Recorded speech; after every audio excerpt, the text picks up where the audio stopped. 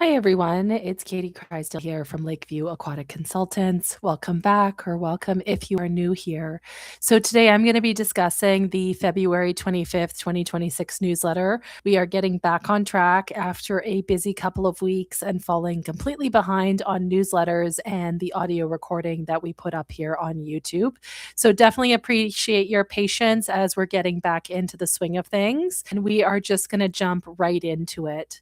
So today's newsletter just went out, and the topic of the newsletter is thanks to Dr. Justin Sempsrott. Some of you might know Dr. Justin has been very involved in the aquatic industry for a very long time, first as an ocean waterfront lifeguard in Florida prior to going to medical school. He is an ER physician of very high repute in the aquatics industry. He consults with ILS, the International Life Saving Federation. He started the Lifeguards Without Borders nonprofit in the early 2000s. He is presently an ER physician both in Nevada and Idaho, as well as consulting as an expert witness on a variety of drowning cases.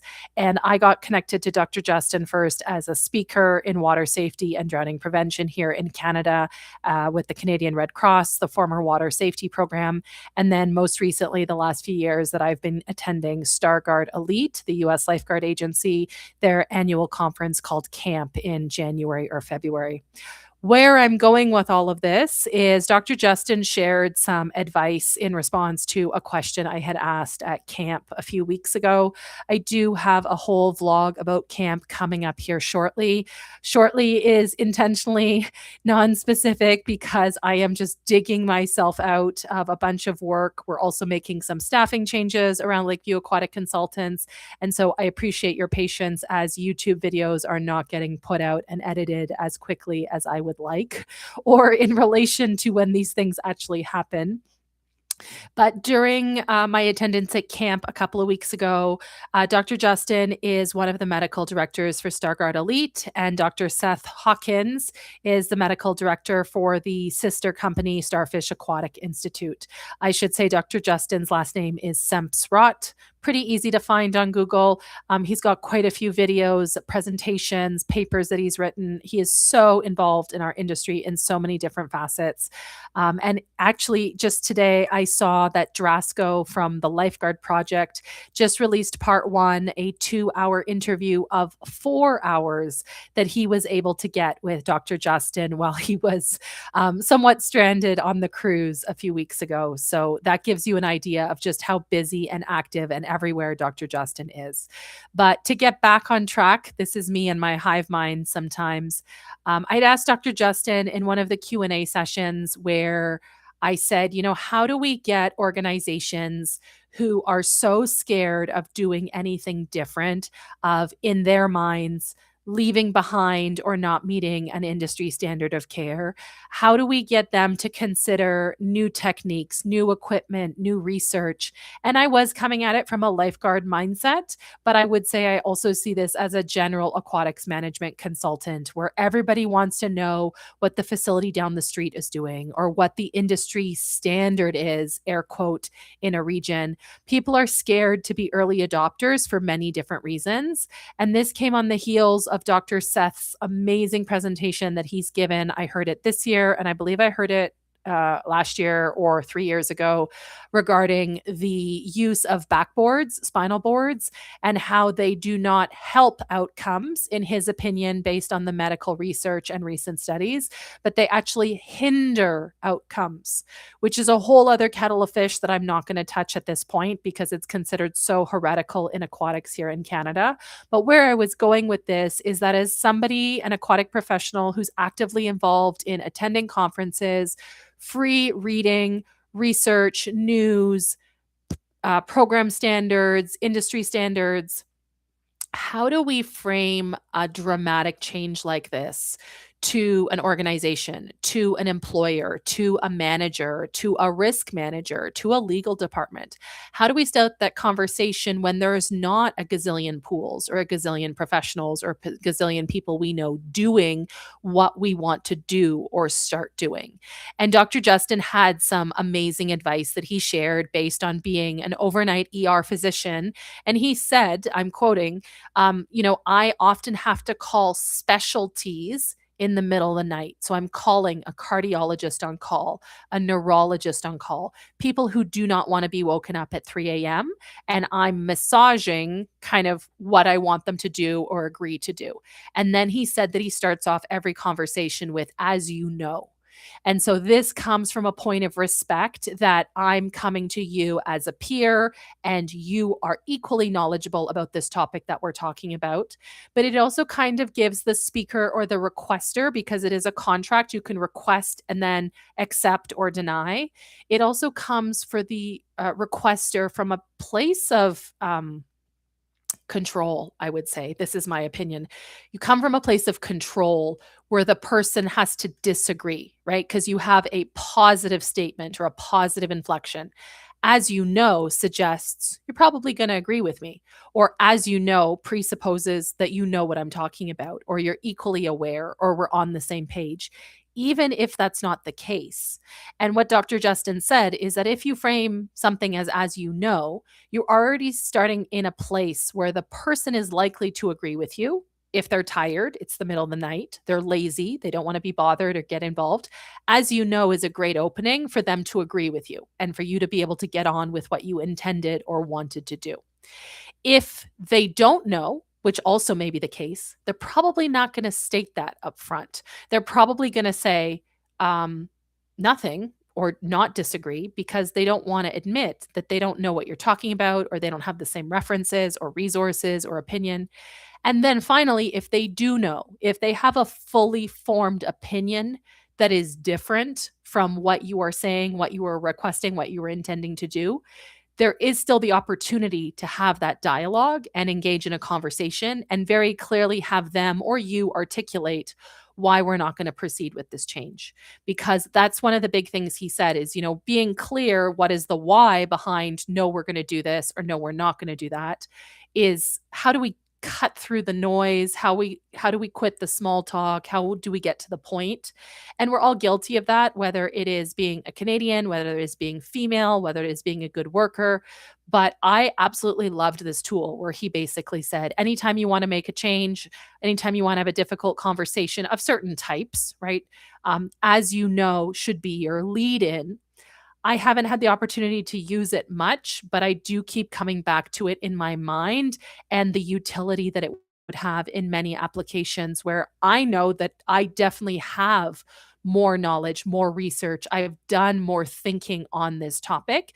And I've definitely been in situations when I was in a traditional job with a hierarchy where I had a boss and they had a boss and we reported to council, especially when I worked for municipality, that often I had really strong opinions that were well researched and grounded in scientific fact or industry trends. And they were just sloughed off with hardly a real consideration, which is so frustrating. I'm sure you've experienced that as well. But with Dr. Justin's tool of, as you know, I'm hoping that can help you make a change the next time that you are trying to get a decision that is favorable to the opinion that you formed or the research that you've done. Also, new this week, I am on the lookout for a new program support person. This is a position that I would prefer to be Alberta based, but I am open to other applications. So if this is something that you or someone you know may be interested in part-time flexible work, please click on the newsletter in the description box below and you will see the job posting linked. As long as that job posting is up, we are still actively looking to fill that position. This position only switches over every few years, so it is not a frequent opportunity. So please feel free to connect with me via email or whatever platform we're connected on so that we can chat if this might be a good fit for you and your skill set. Also, in this week's newsletter is a topic that I actually held over from last week because I wanted to make sure that it got enough attention in terms of people noticing. If you bury something in the newsletter, people may not notice that it's important. And it's funny because there is another newsletter in our industry. You probably are aware of it. It goes out on Wednesdays, and often they rip off the entirety of my newsletter, my social media, and you just smile because imitation is meant to be the most sincere form of flattery.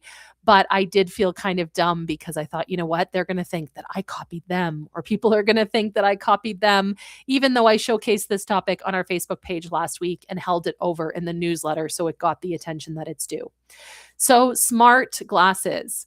I am not an early adopter of technology. Smart glasses are not something I've ever wanted, ever really noticed in person. I do have one lady I follow on Instagram who has a pair of smart glasses because I've seen Instagram stories where she's a professional pilot for a freight company, UPS. And it makes sense to have smart glasses where you can't pull out a phone when you're flying the airplane and take videos. So I have certainly seen photos where she's in the cockpit driving the airplane, and there's photos that are taken from these smart glasses. However, it had never crossed my mind what the implications are of these stealth smart glasses that can take footage, that can take photos, videos, until I started noticing on Cruise Hive, which is an industry message board and news board, that two big cruise lines have now banned smart glasses for privacy on key onboard areas where people are, in bathing suits, change rooms, restrooms, that sort of thing. I am not a stan for cruise lines. Yes, I love cruising, but the reason I follow the cruise industry for aquatics is because the cruise industry is an adjacent industry in terms of recreation, amusement, disposable income, and fitness and wellness to an extent. And when we look at cruise lines and some of these big, big cruise ships, like some of the large Royal Caribbean cruise ships, Icon class cruise ships like Icon of the Seas, Star of the Seas, Legend of the Seas coming up, we are talking almost 10,000 people on a ship, 7,000 guests, 3,000 crew. That is a veritable town, small city. That is the full gamut of infrastructure, supply chain management, as well as potential crimes.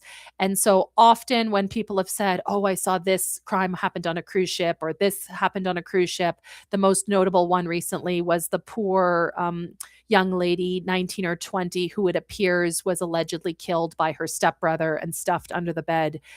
I respectfully don't think it's cruise lines specifically. It's any environment when you have that many people together who are treating it like a holiday from their life and they throw caution to the wind and ignore all the rules. That's not me trying to defend cruise lines. There's a lot that they can and should be doing to screen against pedophiles, sexual harassment, crimes, laws at sea, all of that. But when people say, like, why do you showcase these cruise incidents? It's because I genuinely think they know what they're talking about. That if you've had to create a policy such as banning smart glasses on a cruise ship, you obviously have enough data upon which to base this opinion and create this ban. Because being out at sea, you can make your own rules. You can choose to follow what you want to follow and not follow what you don't want to follow. So if Royal Caribbean, which is a Royal Caribbean group, is one of the large three cruise lines in the world, there's basically three mega groups that own all the cruise lines. So Royal Caribbean Group is also made up of Royal Caribbean Cruise Line, Celebrity Cruise Line, not Azamara, Seabourn, while Carnival Cruise Line has, I believe, Seabourn and some other brands, right? They're all kind of like a Russian egg, so to speak.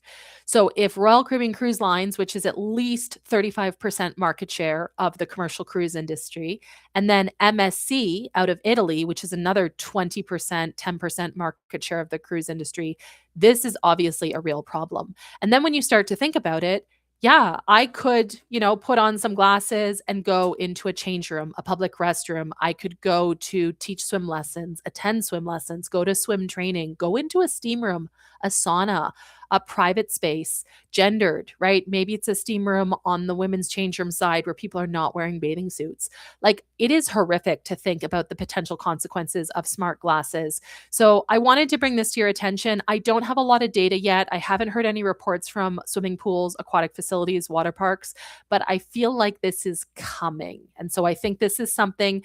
Make a policy for your facility before you think you need one. Discuss it with your staff. As somebody who does wear glasses normally, I, of course, do not want to be singled out and have my glasses inspected anytime I go somewhere private. But it does make me think that I am going to, as a person, familiarize myself with the design of smart glasses. What do they look like? Are they thicker frames? Can mine be converted? Like, what is that we need to be worried about in these public spaces? And I don't want to be a hypochondriac, but how does this then translate into sensitive areas like childcare or vulnerable sectors like seniors and nursing homes? Like, it is just wild if we think about the possibilities of these hazards. That's going to bring us to the news from this week. So, this week was not a particularly busy or a quiet week. I always get the same number of emails each week. So, I get a Google News alert every day for two different terms: swimming pool and drowning. Add to that, I get IAPA's daily newsletter, Blue Loop's daily newsletter, and then I have some weekly newsletters. One is from European Amusement. I get obviously newsletters from like the Pool and Hot Tub Alliance, from any of the committees that I belong to, like NSF, ASTM, ISO, right? Facebook. I'm active a lot on social media. So I do try and curate things so you're not just scrolling and bored. And I do try, if there's nothing to talk about, I don't share it. But each week there's always different things that are kind of piquing my interest. One of the stories this week was hard water. This is more a pool operator scientific piece. Not a lot of pool operators truly understand hard water. So, calcium chloride, hardness, magnesium in the water. When I was working in Ontario for the first 10 years of my career, calcium hardness was on the lower end of things, whereas now in Alberta, calcium hardness is on the higher end of things, unless you have a water softener. And I have seen, as an aquatic consultant, any number of clients who have ruined their gas heaters due to non compliant calcium levels. Pools that have a softener and that damages the system, don't have a softener and that damages equipment. So, in general, I wanted to showcase this article about calcium hardness and hardness in general, because I really think this is a gap in our industry unless you have come up work-wise in an area where this is an active day-to-day consideration. I did share an article about natural pools. This was for Idaho. Idaho is Idaho. They can do what they want. But essentially, there is a bill that's been put forward there in the legislature to offer chlorine free facilities, like, quote, natural pools. Natural pools are definitely a trend that you will see across Instagram, Facebook, social media, Pinterest. I have a number of projects and posts shared for another social media reactions video. I just haven't gotten around to it. Thanks to those of you who did watch the social media reaction video I released in January. I did record another one that hasn't been released. It's just time, as we all know, when you do stuff yourself. I am willing down the road to get a video editor. It's just kind of figuring out what I like, what I want. So we're not quite there yet. All of that to say that I am not personally a fan of chlorine-free pools in commercial settings. We have one in Canada called the Borden Swimming Pool in Edmonton. It's a City of Edmonton showcase architectural project. There are definitely variances that they have received to operate in relation to the Alberta pool standards, pool regulations. There is also one natural swimming pool in Minneapolis, Minnesota called the Weber Natural Pool. I'm not suggesting we can't have these showcase projects in Europe. They're also very popular. But respectfully, from what I've seen in terms of the process for usage and showering and controlling usage, they are not scalable to the level of community aquatic facilities that we need in the summer in most parts of North America. I also shared this week a brief article about Michael Haggard and the Haggard Law Firm and his role in the aquatic industry. And I've always thought very favorable of him and what he does for our industry in terms of chasing after certain cases where there may be real claims of negligence and malfeasance. But recently, his office, because he had an emergency and could not attend, his office gave me plenty of time to chat about some casework that I was interested in for my Southwest Pool and Spa Show session. So anytime somebody that busy and that important is willing to take the time and share their expertise and collaborate and not like we're willing to share slides, willing to share information, willing to share resources, I am extremely grateful. And I think that does show a certain level of interest in participating in our industry as a whole and giving back. There was a terrible case I heard about on social media recently this week. We've been having all of these blizzards, winter storms. You might remember winter storms. January, when I went to Florida, it was very cold. A couple weeks ago, there was another winter storm. And then just this week, there's been a big blizzard on the East Coast. And that part of that was a gust of wind that blew a stroller into Lake Michigan, which was really, really scary, obviously, for the parents of that child. Also this week, I shared a blog post from LifeFloor. LifeFloor is a safety surface manufacturer. I really try and avoid giving promotion to products and manufacturers without any good reason, because that's not why you subscribe to the newsletter. You want to actually learn. You can get free sales literature from any number of places. However, I thought this was a really well put together blog post by the team at LifeFloor. So there's Jen, there's Brianna that work on the social media team, and the projects in this blog post are spectacular. Whether you're into LifeFloor or not, the color palette, the design, it is just very aesthetic and functional. So that's one of the main reasons that I showcased that in this week's newsletter.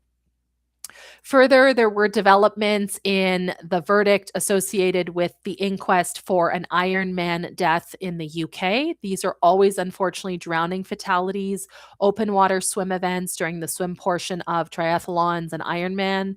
If you've been here before, you know we've talked with Dr. Katie Cleesby. She is a former lifeguard who actually did her PhD researching lifeguard attention spans and reactions in open water events. She is herself an Ironman completionist. She's completed many Ironman competitions, triathlons.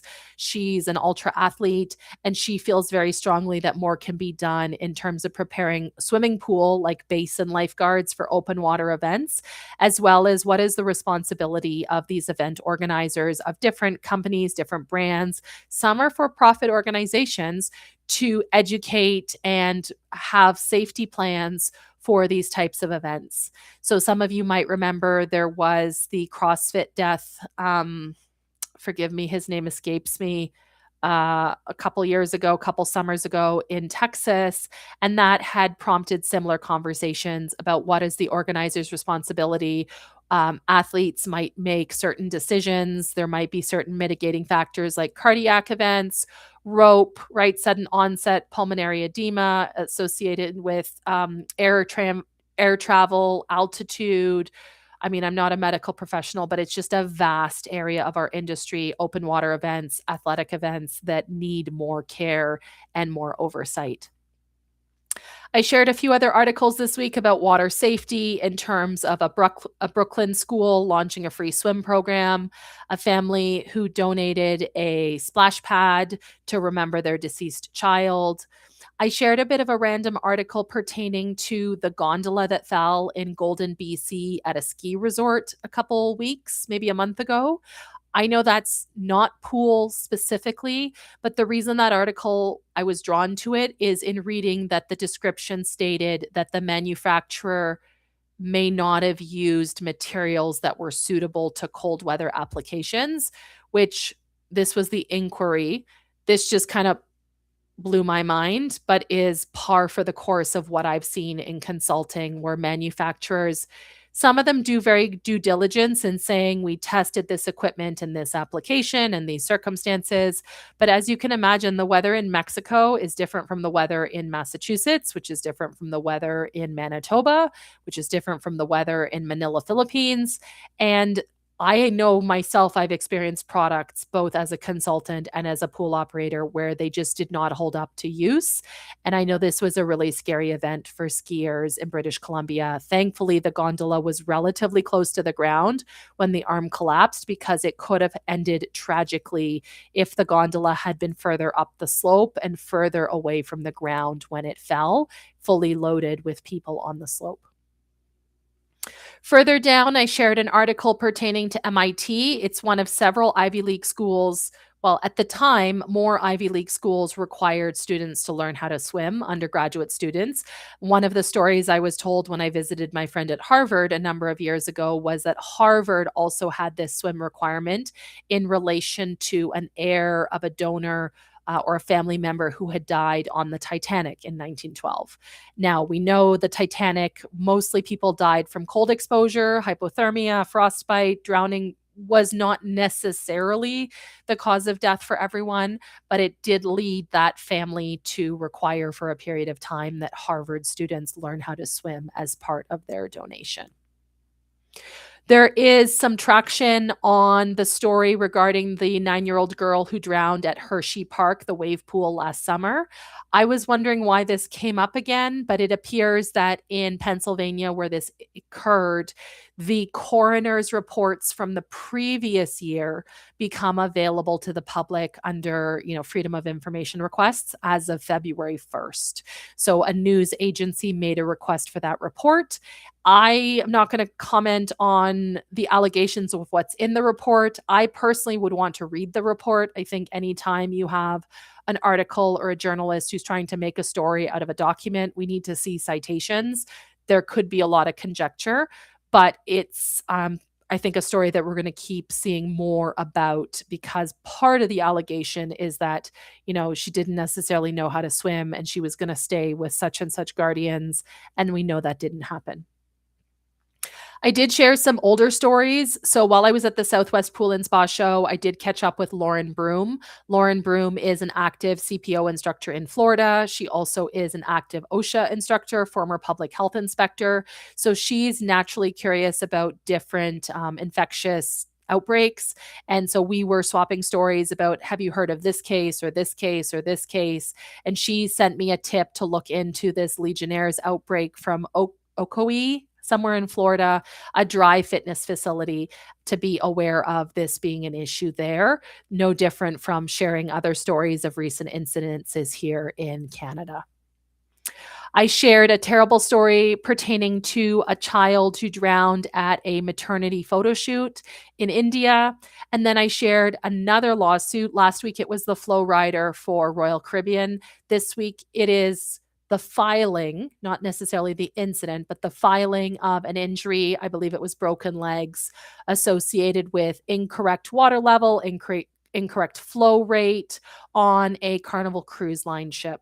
So this is not always when it happened. You have a certain period of time during which you can file an incident, you can file a lawsuit. So often these are 6 or 8 months later. But this led to a bigger conversation that I think we need to be having about water slides in general in Canada.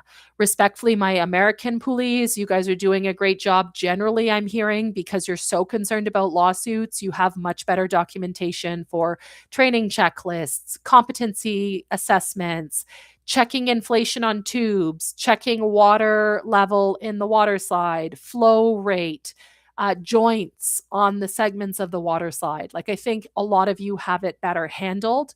Meanwhile, respectfully, as Canadian poolies, we are just not doing enough day to day at all manner of facilities, not just municipal, nonprofit, but also hotels and any other application where we have these water slides. People are thinking if we're not a water park, we don't need to worry about this. And that is simply not the case. Lastly, I did wrap up the newsletter with a really cool product that I thought I saw at Stargard's camp, and I believe it comes out of South Africa. It's called the Patient Privacy Shield, and I see so many potential applications for this, not just in aquatics, but my background in summer camps or public events like parades and festivals. If you're talking about even a water park with wide open spaces, sports fields or festivals. Like there is just endless opportunities for this pop-up privacy tent. And as I shared in the newsletter, this is something I think of all the time in relation to an incident we had at one of my facilities a number of years ago, where we were giving CPR to a man on the pool deck for over 25 minutes. And we had two full walls of windows. So there was no opportunity to create any sort of privacy. Yes, the people in the pool did clear the pool. They did go into the change rooms and the lockers. They left. We did do crowd control, but they just went outside and looked in the windows. And that was a horrific experience for the people who shouldn't have been watching, for the staff who were watching.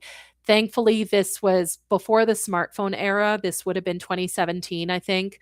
But I often talk to facilities about emergency management protocols in terms of thinking about privacy, having a folding privacy like a folding privacy divider, like in a doctor's office, or even like a Japanese screen you'd use in your living room to kind of hide stuff behind. Having something like that, a tent like this, blinds on your windows is super, super important. There is a cost. People never want to pay for something they're not sure that they'll need. But I thought this tent, the same way I've seen pop up changing tents for swim schools, shower tents, something like this, I think would be very beneficial. That is it for today. Thank you for listening to my motor mouth. You know, when I'm very excited, I'm very passionate about what we're doing in the industry, and I've just had a fresh cup of coffee. So I appreciate you being here. I appreciate you listening to this account of the February 25th, 2026 newsletter, as you know. I will be back with you next week, same time, same bat channel. In terms of our newsletter, comes out every Wednesday. You can subscribe by clicking on the link in the description box down below.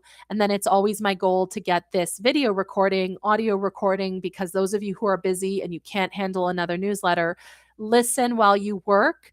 Thank you so much for joining me. I will catch you in the next video. Bye for now.